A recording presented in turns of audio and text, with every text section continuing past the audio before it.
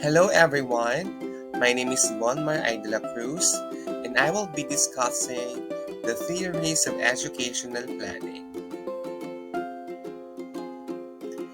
So what do we mean by planning? Scholars give their definition of the word planning. According to H. Simon, he describes it as an artificial science. To Widowski, he observes if planning is everything, maybe it is nothing. According to S.J. Cleese, he argues that it is a technocratic cultism and political curtailment of individual freedom. According to D. Adams, planning is a quasi-science that incorporates the latest developments in the information technology and administrative sciences, the insights of the social science disciplines, and the design capabilities of engineering profession. When we talk about educational planning theory, there are four major intellectual traditions in planning theory. According to Adams, these are number 1, philosophical synthesis, number 2, rationalism, number 3, organizational development, and number 4, empiricism. Philosophical synthesis. It tends to emphasize a broad aspect of planning, which seek insights into social, economic, and ethical conditions as well as environment context of the institution or sector for which planning is being undertaken. It is a combination of parts or elements for a better perspective in order to form a more complex or complete view or system. Rationalism. It assumes a sequential observable cycle that includes setting up goals, determining objectives, making plans, implementing the plans, and reviewing the results. It is doing every actions based on reasons and knowledge. Organizational development. It focuses primarily on ways to achieve organizational change. It includes a human relation approach to innovation and change in management style, employee satisfaction, decision-making process, and the general health of the organization. It is on improving organizations' capability through the alignment of structure, strategy, and people. Empiricism. It recognizes the significance of system behavior studies by public administrators, economists, and other social scientists concerned with planning theory. Empiricism is less normative, less concerned with planned social change, and uses a positivistic analytical framework. The experiences and observation of people concerned with planning theory creates the behavior they have.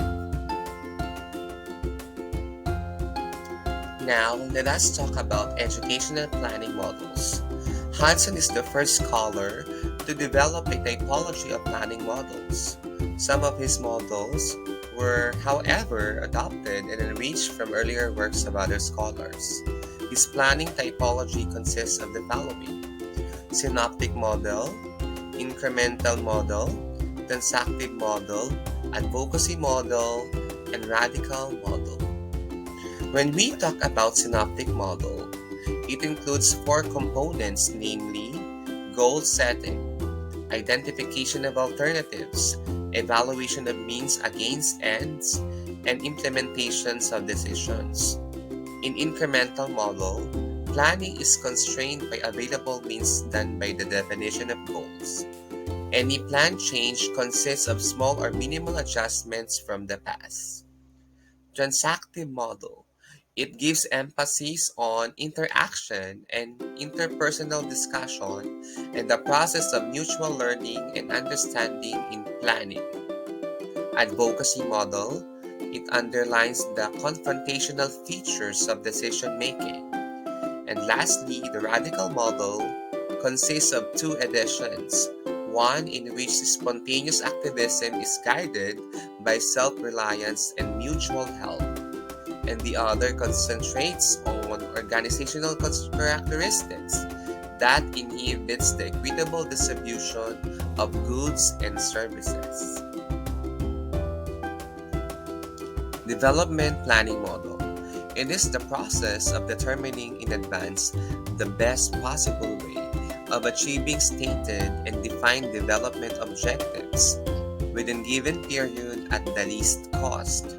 The model has 8 major steps: situational analysis, goal, objective, and target setting, policy, strategy formulation, program or project identification, investment programming, budgeting, implementation and monitoring, evaluation, and update.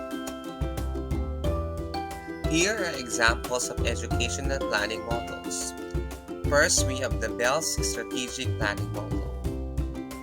The model separates the 3 phases of management activity as strategic planning, tactical planning, and control.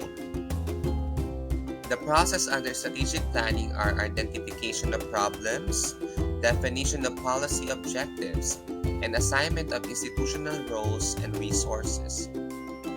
Tactical planning transforms objectives and general allocation of resources into selection of programs, identification of alternative strategies, and developing specific program designs for action. Action ensures that performance proceeds according to plans, as well as monitors and evaluates the results. Next, we have the Herman's Strategic Planning Model. Herman developed a model that focuses on a school as a frame of planning reference. The steps are grouped into 2 major areas, namely strategic planning and tactical planning. Under strategic planning, we have the vision, beliefs, mission, strategic goals, SWOT analysis. Under the tactical planning, we have the strategic objectives, priority selection, and action plans. Lastly, we have the Kaufman's Strategic Planning Model. It is the system framework model. The strategic planning process improved systems framework consists of 3 major clusters and 12 steps, namely scoping, planning, and implementation and continuous improvement. Under the scoping, we have the ideal vision, identify or select needs, define current mission, derive mission objectives. Under planning, we have the identify SWOT, derive long and short-term mission, derive strategic plans.